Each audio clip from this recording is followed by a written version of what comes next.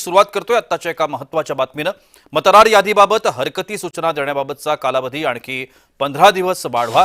मनसे आणि शिवसेना ठाकरे गटानं ही मागणी केली आहे। हरकती आणि सूचना नोंदवण्याबाबत आज शेवटचा दिवस होता आणि या संदर्भात ही मागणी करण्यात आली। मनसे आणि ठाकरे गटानं ही मागणी केली आहे।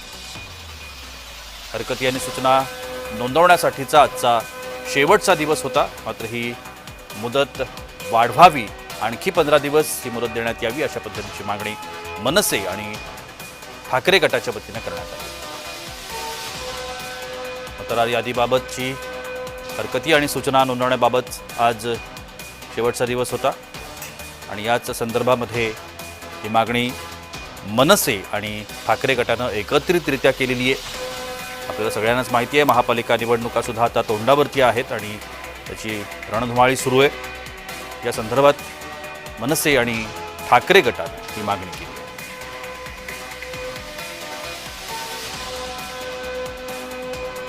आपण या सगळ्या संदर्भात अधिक माहिती घेण्याचा प्रयत्न करूया। आमच्या प्रतिनिधी ज्योत्स्ना गंगणे आता माझ्यासोबत दूरध्वनीवरून संपर्कामध्ये आहेत। ज्योत्स्ना, मनसे आणि ठाकरे गटाची ही मागणी आहे, मात्र यावरती काही विचार विनिमय होईल असं वाटतंय? अगदी बरोबर आहे। आपण बघतो की गेल्या अनेक दिवसांपासून जे आहे ते ठाकरे गट असो, मनसे असो किंवा एकूणच महाविकास आघाडी असो, त्यांनी सातत्याने ही मागणी केली आहे की मुंबईमध्ये आणि एकूणच महाराष्ट्रामध्ये जे आहे ते दुबार मतदार नोंदणी, त्याचबरोबर ज्या मतदारांचा मृत्यू झालेला आहे त्यांचं सुद्धा नाव जे आहे मतदार यादीतून वगळण्यात आलेलं नाहीये।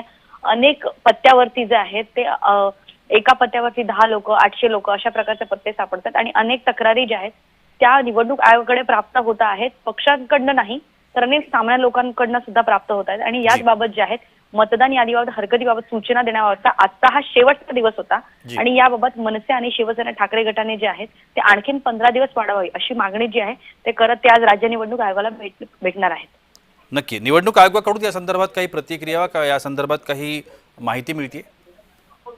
आपण जर सध्याच्या घडीला पाहायला मिळालं तर निवडणूक आयोगाकडनं जे आहे ते तारीख वाढवण्याचं काम जरूर केलं असेल। हरकत आणि सूचनांचं ते जे आहे त्याच्यावरती काम करतायत।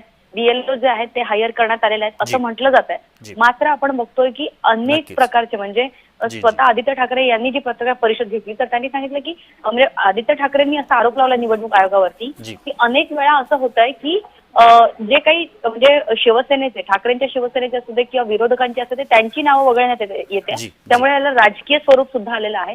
इतकंच नव्हे तर बाळासाहेब थोरात यांनी सुद्धा त्यांच्या मतदारसंघामध्ये एक स्टेटमेंट केलेलं आहे की मंत्रालयातून जे आहे विधान भवनातून मंत्र्यांचे पीए जे आहे ते निवडणूक आयोगाचं शेड्यूल बनवतात, वेळापत्रक बनवतात आणि निवडणूक आयोग त्याच्यावर काम करतं।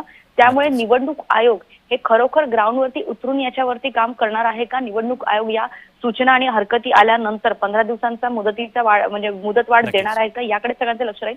मात्र निवडणूक आयोग जे आहे ते याबाबत जे आहे ते त्यांचं एकच म्हणणं असतं की आमच्याकडे जास्त अधिकार नाहीयेत, आम्हाला ज्या केंद्रीय निवडणूक आयोगाकडनं नक्कीच ज्योत्स्ना, आपण या सगळ्या संदर्भात अधिक माहिती घेऊन ठेवा। आपल्या पुढच्या बातमीपत्रांमध्ये आपण या संदर्भातली विस्तृत माहिती आपण प्रेक्षकांपर्यंत पोहोचवण्याचा प्रयत्न करूया।